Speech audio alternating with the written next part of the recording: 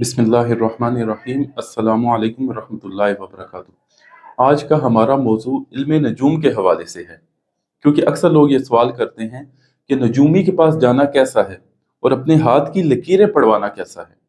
जब हम अपने माशरे में देखते हैं तो हमें ये चीज़ देखने को मिलती है कि इस तरह के बहुत सारे लोग पाए जाते हैं जो शादी के मौके पर जाकर पता करते हैं कि हमारे सितारे मिलते हैं या नहीं, या जब कोई कारोबार शुरू करना होता है तो जानते हैं कि क्या ये कारोबार हमारे सितारों के मुवाफिक है या नहीं।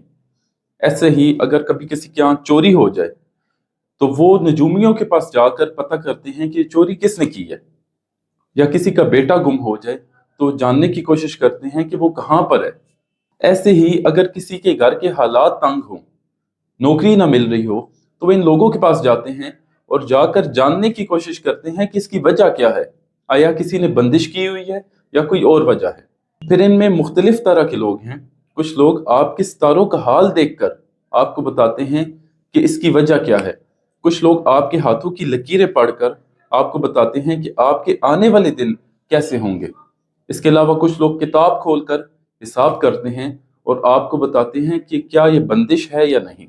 और दुनिया की एक बहुत बड़ी तादाद इस पर यकीन रखती है और इसको मानती है।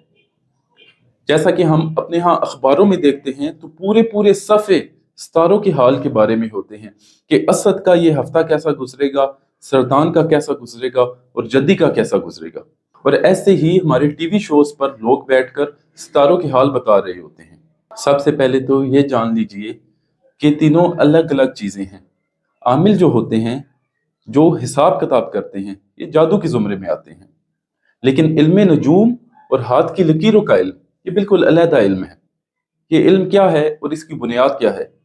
इल्म नजूम ये है कि इसमें सितारों के अहवाल को जानने की कोशिश की जाती है, और पामिस्ट्री, हाथ की लकीरों का पढ़ना, ये भी एक बाकायदा इल्म है। इस इल्म का जरिया क्या है? इस इल्म का जरिया इस्तिक्रा है। इस्तिक्रा इंग्लिश में इंडक्शन को कहा जाता है। मतलब इसकी मिसाल ये लीजिए कि एक शख्स 2000 लोगों के हाथ की लकीरों का मुताला करता है और उनके हवाले जिंदगी का मुताला करता है और उससे चंद नतीजे अखज़ कर लेता है। मिसाल के तौर पर, अगर किसी के हाथ की लकीर इस तरह होगी तो वो खुशहाल होगा, लकीर इस तरह होगी तो वो तंग दस्त होगा, और लकीर सीधी होगी तो वो मालदार होगा। ये मिसाल के तौर पर है। और इसी की बुनियाद पर वो आपको मुस्तकबिल की खबरें देते हैं, और उनमें से कुछ खबरें सही होती हैं और कुछ गलत होती हैं। हमारा मौजू ये है कि हमारा इस्लाम और दीन हमें इस बारे में क्या हुक्म देता है। हमारे दीन का इस बारे में मौक़िफ़ बिल्कुल वाज़ेह है। इसके लिए मैं अल्लाह के नबी सल्लल्लाहु अलैहि वसल्लम की 2 अहादीस आपके लिए पेश करना चाहूँगा।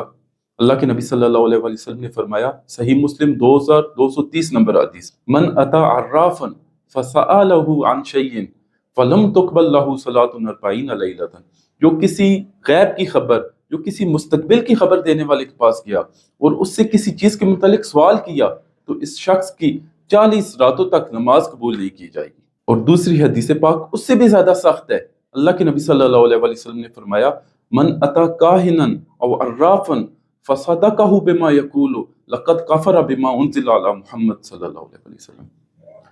जो किसी काहिन, किसी नजूमी, किसी मुस्तकबिल की खबर देने वाले के पास गया और उसकी बात पर इसने यकीन कर लिया, उसकी बात को सच्चा मान लिया, तो इस शख्स ने उसका कुफ्र किया जो मोहम्मद सल्लल्लाहु अलैहि वसल्लम पर नाजिल हुआ है। यानी जिसने किसी नजूमी की बात का यकीन किया, उसने हुजूर के दीन की नफी कर दी। दुआ है कि अल्लाह ताला हमें इस तवाहुम परस्ती से निजात अता फरमाए और अल्लाह के नबी के दीन पर चलने की तौफीक अता फरमाए। वाखिर दावाना अनिल हम्दुलिल्लाहि रब्बिल आलमीन।